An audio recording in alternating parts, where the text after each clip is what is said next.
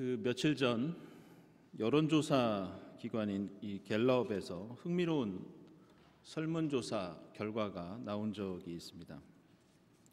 미국인을 대상으로 한 이 조사 가운데 매주 예배에 출석하는 신앙인과 또 1년 수입이 10만 달러 정도 되는, 그러니까 우리 돈으로 한 1억 2천만 원 정도 버는 직장인들 중에서 누구의 삶의 만족도가 더 높을까, 이런 조사를 한 적이 있습니다. 결과를 보면 개인적인 삶의 만족도는 매주 예배에 참석하는 사람들이 92%였고, 또 연봉 1억 2천을 받는 직장인은 94%로 거의 비슷했습니다. 그래도 직장인들이 조금 더 높은 걸 볼 수 있습니다.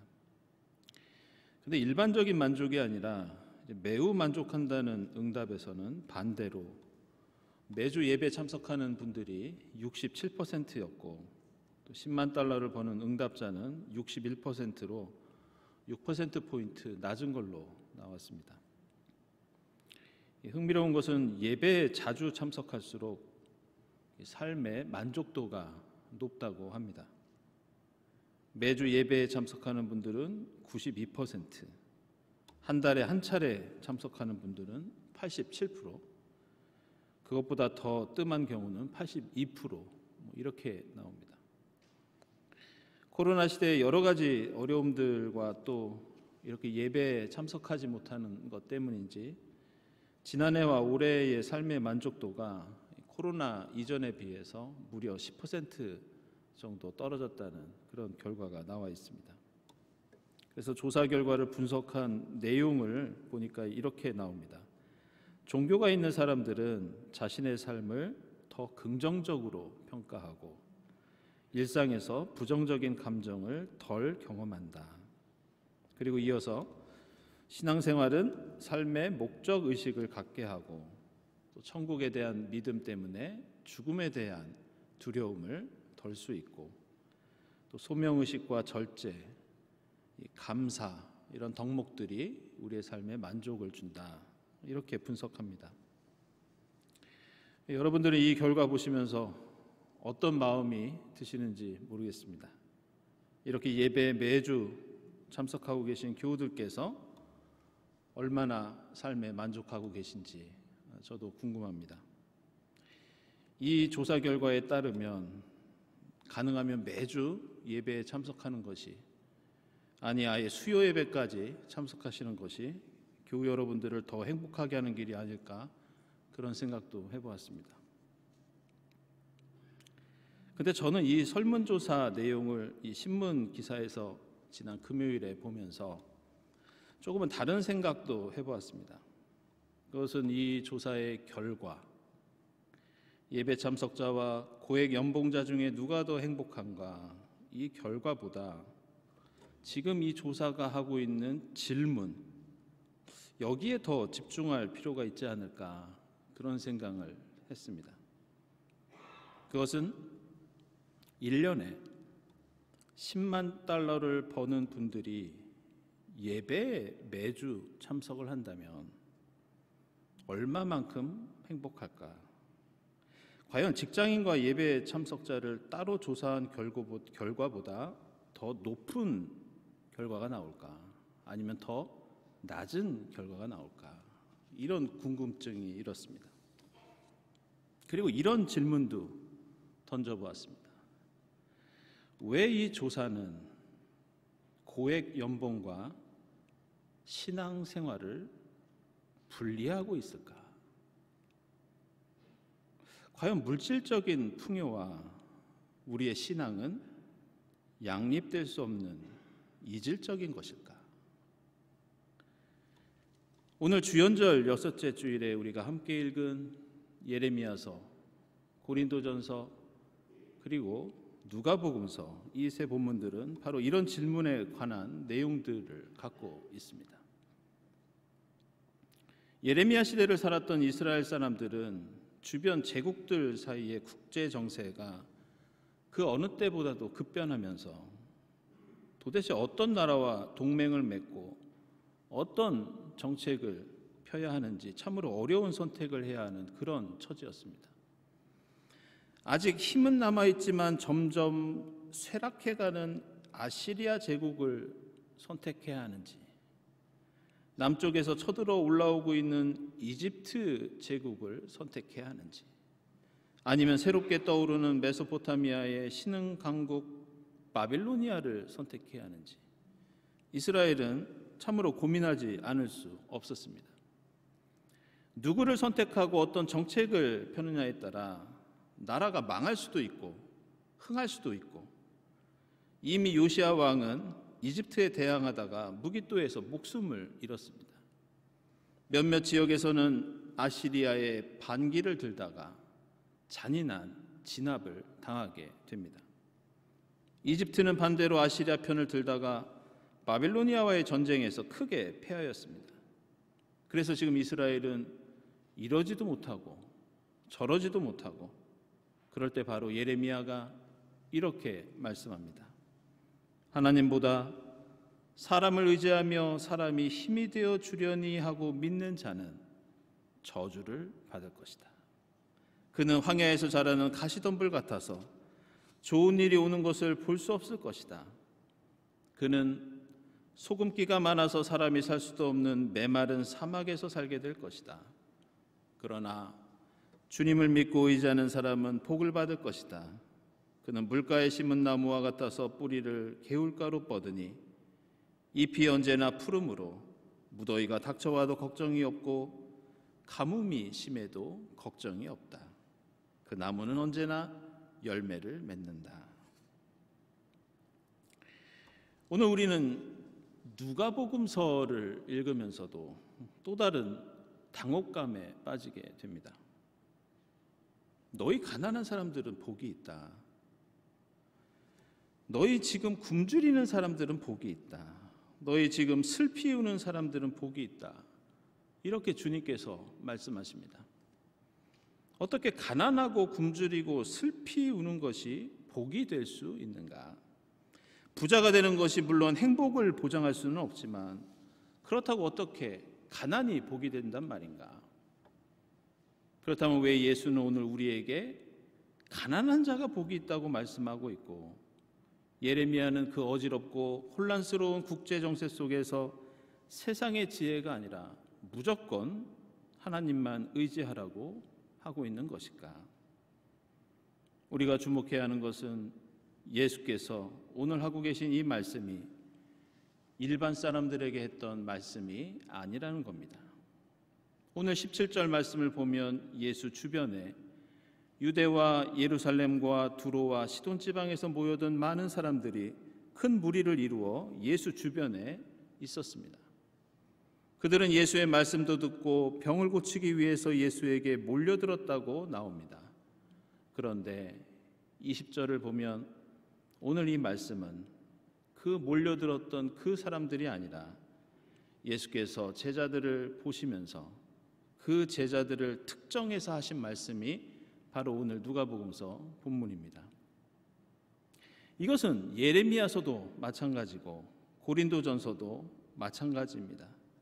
지금 오늘 말씀은 일반적인 생활의 태도나 삶의 방식을 말씀하는 게 아니라 열방 가운데 특별히 선택된 하나님의 백성들이 어떻게 살아야 하는지, 특별히 예수의 부활을 목격하고 믿는 사람들은 어떤 삶의 태도를 가져야 하는지, 특별히 예수의 제자가 되어 따르고자 하는 이들에게 복과 저주는 어떤 것인지 바로 그것을 말씀하고 있습니다.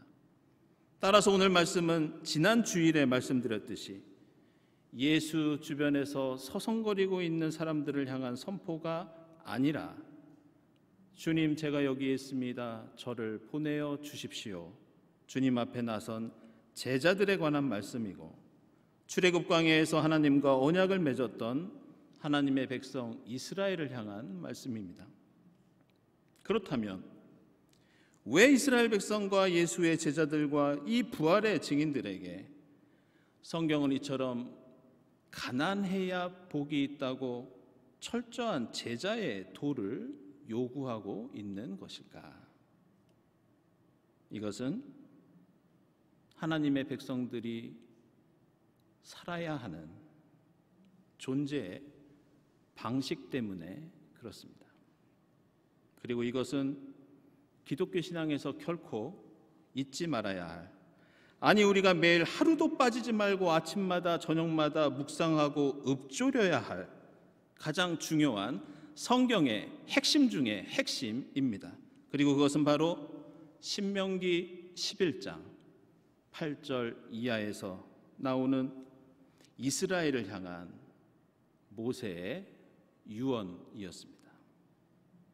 그리고 오늘 우리가 읽은 세 본문들은 모두 이 신명기의 삶의 방식을 근거로 선포된 말씀들입니다. 신명기에서 모세는 이제 가나안 땅에 들어갈 이스라엘 백성들, 이제 예수의 제자가 되어서 십자가의 길을 함께 갈 그 제자들, 이제 부활의 증인이 되어 이 땅에 하나님 나라를 일구어야 할 그리스도인들을 향해서 다음과 같은 내용으로, 이런 의미로 이렇게 말씀합니다. 당신들은 오늘 내가 당신들에게 내리는 모든 명령을 지키십시오. 그러면 당신들은 약속의 땅에서 복을 받을 것입니다. 그런데 당신들이 들어가서 살게 될 땅, 당신들이 들어가 사는 삶의 방식은 당신들이 도망쳐 나온 이집트와 완전히 다릅니다. 이집트에는 나일강이 있어서 항상 비가 내려서 수로를 통해 물을 대고 농사를 지었지만, 여러분이 이제 들어가서 사는 땅은 산과 골짜기가 많아서 하늘에서 하나님이 내린 빗물로만 농사를 지을 수 있습니다. 그 땅은 하나님이 몸소 돌보시는 땅이고, 하나님의 눈길이 해마다 정초부터 섣달 금음날까지 늘 보살펴 주시는 땅입니다. 당신들이 오늘 이 예레미야서의 말씀처럼 사람의 힘을 의지하지 않고 주님께 여러분의 마음을 던지고 신뢰하고 주님을 사랑한다면, 주님께서 당신들 땅에 가을비와 봄비를 철따라 내려주셔서 당신들이 복을 받을 것입니다. 그러나 유혹을 받고 마음이 변하여 다른 신들을 섬기거나 사람의 힘을 의지하면 주님께서 진노하셔서 하늘을 닫고 비를 내리지 않으실 것이며, 당신들의 밭은 오늘 예레미야서의 말씀처럼 황해에서 자라는 가시덤불이 되고 소금기가 많아서 아무도 살지 못하는 사막이 될 것입니다. 그러므로 당신들은 이 말씀을 마음에 간직하고 골수에 새겨두고, 또 그것을 손에 메어 표로 삼고 이마에 붙여 기호로 삼고 매일 매일 잊지 말고 묵상하십시오. 이것이 모세의 권고이자 명령입니다. 오늘 우리가 시편 교독에서 함께 읽은 시편 1편과 오늘 우리가 읽은 예레미야서 말씀은 바로 모세가 유언으로 남긴 이 신명기 11장 말씀에 근거한 것이고, 그것은 예수께서 제자들에게 말씀하신 누가복음서의 선포도 마찬가지입니다. 예레미야는 사람을 의지하는 자는 황해에 자라는 가시덤불 같고 하나님을 의지하는 자는 물가에 심은 나무와 같다고 말씀합니다. 왜냐하면 우리는 바로 나일강이 아니라 하나님이 내려주시는 비를 바라보고 의지하며 사는 사람들이기 때문입니다. 왜 가난하고 슬피 우는 자들이 복이 있는가? 그것은 주변에 물이 많으면 하늘을 쳐다보지 않기 때문입니다. 주변에 큰 강이 있으면 하나님께 엎드리지 않기 때문입니다. 고액 연봉을 받으면 예배에 참석하지 않아도 만족할 수 있고, 부족할 게 없고 애통할 일이 없으면 예수의 손을 붙잡을 필요가 없기 때문입니다. 그래서 가난하고 굶주리고 슬피 우는 자는 주님을 찾을 수밖에 없고 복을 받을 수밖에 없습니다. 따라서 그리스도인의 복은 우리가 무엇을 하나님으로부터 얻느냐 그 결과가 아니라 하나님을 의지하는 그 태도, 그 삶의 방식, 그 하나님과의 관계 그 자체가 복입니다. 성경에는 많은 가르침들이 있지만 그 중에서 가장 중요한 가치를 꼽으라면 누구나 사랑이라고 합니다. 그리고 여러분들도 아마 쉽게 동의하실 겁니다. 그래서 성경 가운데 가장 중요한 단어 하나를 꼽아보아라 하면 대부분 사랑이라고 대답을 합니다. 그런데 저는 오늘 또 하나의 단어를 여러분에게 소개해 드리려고 합니다. 이 단어는 성경에 나오는 모든 낱말들 가운데 거의 유일하게 우리 기독교 신앙의 핵심적인 가치를 함께 갖고 있는 매우 독특한 말입니다. 그것은 바로 오늘 본문과 설교 제목에 있는 복, 이 단어입니다. 이 성경에서 복이라는 말은 히브리어 바라크를 번역한 말입니다. 그래서 영어의 블레스나 블레스드, 라틴어의 베네딕투스, 헬라어의 복을 가리키는 율로게인, 이 모든 단어들이 이 히브리어 단어를 번역한 겁니다. 그래서 이 단어를 사람의 이름에도 종종 쓰는데 여러분 잘 아시는 이전에 미국 대통령이었던 그 바락 오바마, 그 바락이 바로 이 히브리어 바라크입니다.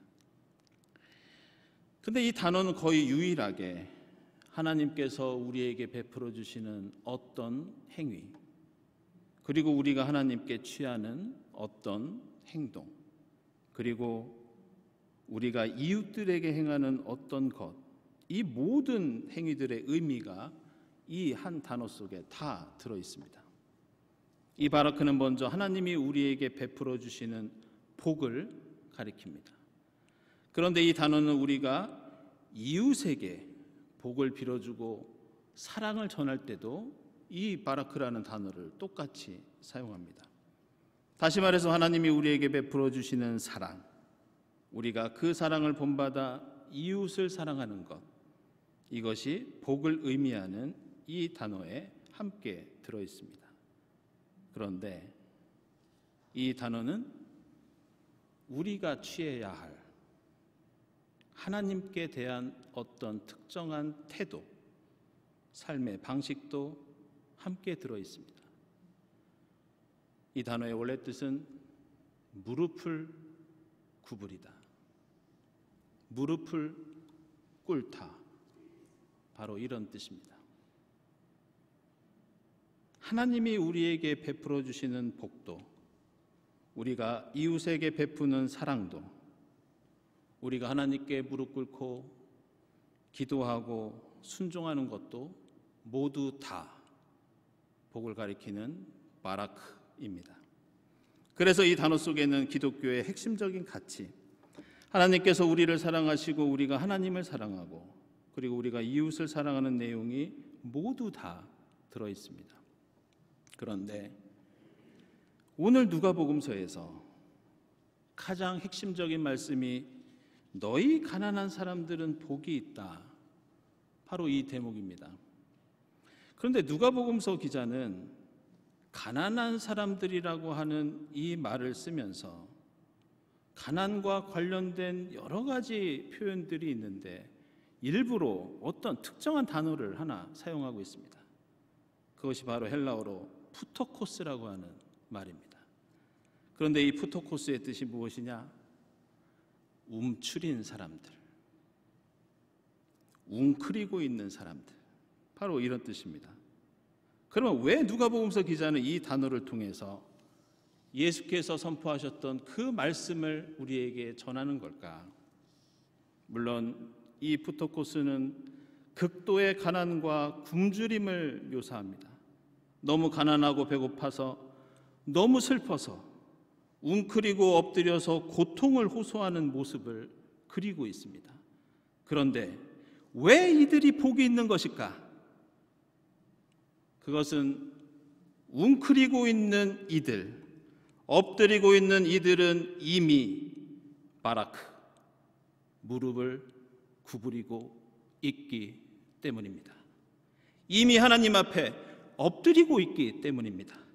그들은 하늘을 바라보며 하나님의 이른 비와 늦은 비를 갈구하지 않고는 살 수 없기 때문에 이미 복을 받은 것입니다.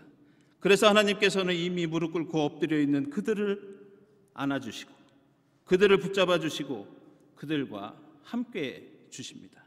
그리고 우리를 향해서 그들을 먹이고 싸매고 위로하라고 그렇게 권고하십니다. 따라서 오늘 예수께서 말씀하시는 이 그리스도인의 복은 그 복을 받아서 누리는 어떤 신앙생활의 보상이 아닙니다. 그리스도인의 복은 하나님을 향해서 어떤 자세로 있느냐, 이것이 바로 성경의 복과 저주의 기준입니다. 아무리 돈과 명예와 지식이 많아도 하나님 앞에서 목이 곧고 허리와 무릎을 세우고 있다면 그것은 복이 아니라 저주입니다. 얼마나 하나님 앞에 웅크리고 엎드리고 무릎을 꿇느냐, 이것이 바로 바라크고 그 바라크는 웅크린 푸토코스에게 가장 가까운 모습이기에 오늘 주님께서 이렇게 말씀하십니다. 가난하고 굶주리고 슬퍼서 하나님 앞에 웅크리고 있는 자들은 이미 무릎을 꿇고 있다. 그래서 그것이 복이고 하나님 나라가 그들의 것이다. 사랑하는 여러분, 가진 것 때문에, 배운 것 때문에, 내가 가진 힘 때문에 허리와 무릎이 구부러지지 않는 사람이 되지 않기를 바랍니다. 시냇가에 심은 나무가 항상 물가를 향해 가지를 들이우고 있듯이 항상 주님을 향해 여러분을 들이우고 주님께 무릎 꿇고 엎드리는 이러한 그리스도인의 복을 누리는 여러분의 삶이 될 수 있기를 바랍니다. 기도하겠습니다.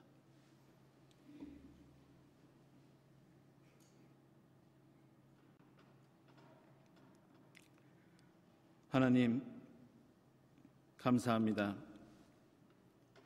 저희를 주님 백성으로 삼아주시고 때에 따라 내려주시는 주님의 은혜로 살아가게 하시니 감사합니다.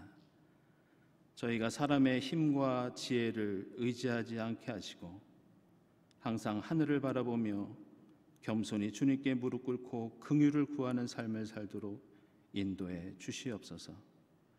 저희를 항상 시냇가에 심은 나무처럼 주님 바라보며 주님 나라의 풍성한 열매 맺도록 복을 내려 주시옵소서. 저희를 제자 삼아 주신 예수 그리스도의 이름으로 기도드리옵나이다. 아멘.